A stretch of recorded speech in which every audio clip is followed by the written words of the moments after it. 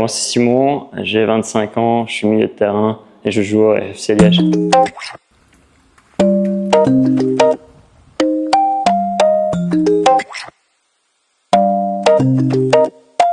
En fait, j'ai commencé ma formation, j'ai commencé au Sporting de Charleroi jusqu'à mes 9 ans, mes 10 ans. Puis je suis parti au club de Bruges de mes 11 à mes 18 ans. J'ai signé pro à 16 ans à Bruges pour 2 ans. Après, je suis parti ensuite en Angleterre, au Pays de Galles, exactement à Swansea. Et ensuite, j'ai fait 3 ans et demi à Westerlo. J'ai été prêté une saison pendant ces 3 ans et demi à Westerlo et après, je suis arrivé à l'Olympique avant la cérémonie. J'ai eu vraiment des up and downs. À un moment donné, j'ai voulu vraiment jouer. À un moment donné, quand j'avais pas vraiment eu beaucoup de minutes à Westerlo, même s'ils étaient montés en Division 1, moi je voulais jouer. Et du coup, j'ai cassé mon contrat quasiment le dernier jour du mercato avec Westerlo et j'ai signé du coup en faveur de l'Olympique puisque je devais vraiment signer dans un club pour jouer, sinon pendant 6 mois j'avais pas joué. Mais je me suis direct dit dans ma tête que soit j'allais monter avec l'Olympique, soit j'allais retrouver le football professionnel.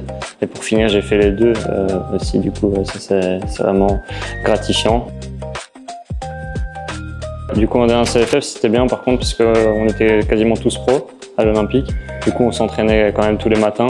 Il y a juste le vendredi, comme on avait plusieurs musulmans qui allaient prier le vendredi, là on s'entraînait l'après-midi. On formait vraiment un groupe, du coup on acceptait vraiment que tout le monde soit vraiment bien, dans de bonnes conditions. Les infrastructures n'étaient pas les meilleures, mais on arrivait quand même à rester soudés et je pense que c'était aussi notre force l'année passée qui a fait la différence. Et on trouvait toujours le moyen de rigoler et de travailler dans la bonne humeur. En fait, je trouve que, sérieusement, il y a de très bonnes équipes, comme le haut du classement. L'année passée en play-off, quand tu joues les play-offs, tu as 10 matchs, c'est 10 finales, c'est vraiment un beau concept, je trouve. Après, évidemment, quand on jouait un peu contre les plus petites équipes, comme on était vraiment une bonne équipe collectivement, c'était un peu plus simple. Mais sinon, on savait qu'avant un match, dans le foot, rien n'est fait à l'avance. Et du coup, voilà. Mais sinon, il y avait des anciens clubs qui ont été professionnels comme Virton, comme Tubis, comme Mons, où il y avait des supporters aussi, où on jouait devant parfois 2-3 000 personnes à la fin, où c'était aussi vraiment sympa. Et du coup, non, c'est vraiment bien. Moi, j'ai toujours été motivé de jouer le plus haut possible. Je rêve encore même de jouer même la Ligue des Champions en Division 1. Il faut savoir que si tu joues au foot, c'est pour aller le plus haut possible. Même si parfois c'est pas toujours facile, il y a vraiment des ups and downs, des hauts et des bas. Mais il faut toujours se relever. Dans le foot, c'est comme ça. Et dès que je me suis dit que j'allais à l'Olympique, c'était pour aider le club aussi à remonter dans le milieu professionnel, parce que ça faisait des années qu'il l'avait plus connu. Et après, voilà, il s'est passé ce qui s'est passé. Bon, j'étais très content.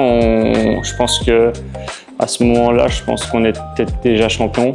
On jouait le dernier match, mais on était déjà champion. Du coup, on avait déjà bien fêté ça avec les coéquipiers, avec le staff et tout ça.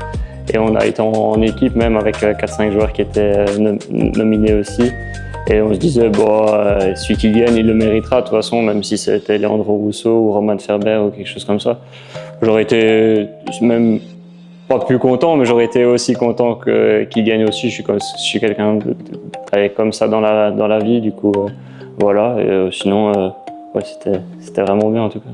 Non, je voulais aussi vous remercier parce que c'est vraiment un réseau qui met en évidence même les joueurs de D3, D2 et D1 amateurs. C'est important aussi pour de jeunes joueurs de se montrer, d'avoir une lumière au-dessus de toi que peut-être que tu n'aurais pas dans d'autres pays, par exemple. C'est vraiment très gratifiant. Et je pense que c'est toujours une fierté d'être nominé, mais sans prétention aucune. Je pense que c'était 10 fois mieux d'être champion avec mon équipe et de bien performer que d'avoir un titre individuel comme ça. Alors, Paulet qui s'élance, qui essaye d'enrouler, c'est magnifique!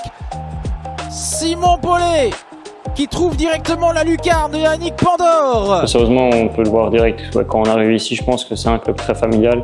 Les supporters sont très proches aussi. Il y a une ferveur qui est vraiment grande. C'est un club emblématique et ça j'ai pu direct l'apercevoir et le voir. Et les joueurs, sérieusement, on forme un groupe très sain. C'est vraiment une très bonne ambiance. Je retrouve un peu ce que j'avais à l'Olympique. On s'entend vraiment tous bien. Il n'y a pas de pommes pourries comme parfois il peut y avoir dans certains clubs. On regarde dans la même direction et on le voit aussi avec les résultats cette année.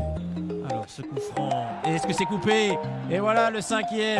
Et le cauchemar qui continue pour le Young Gangs. Ouais, c'est sûr, j'ai fait une très bonne préparation. Du coup, j'ai commencé le championnat. Après, ça a été un peu en dents de scie.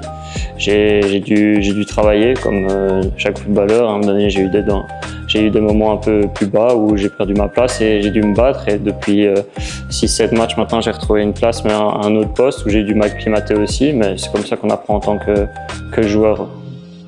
L'acclimatation de redescendre entre la D1A, D1B et puis D1 amateur et puis revenir en D1B, elle s'est faite naturellement parce que j'ai toujours gardé un peu la même routine.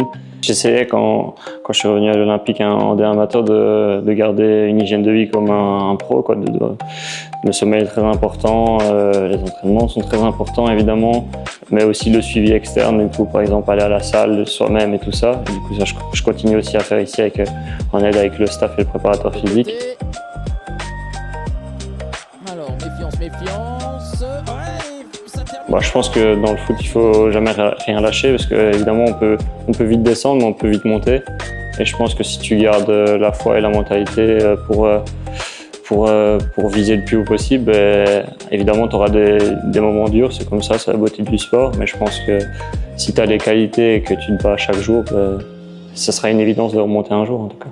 Pour toi alors, que représente la cérémonie des étoiles?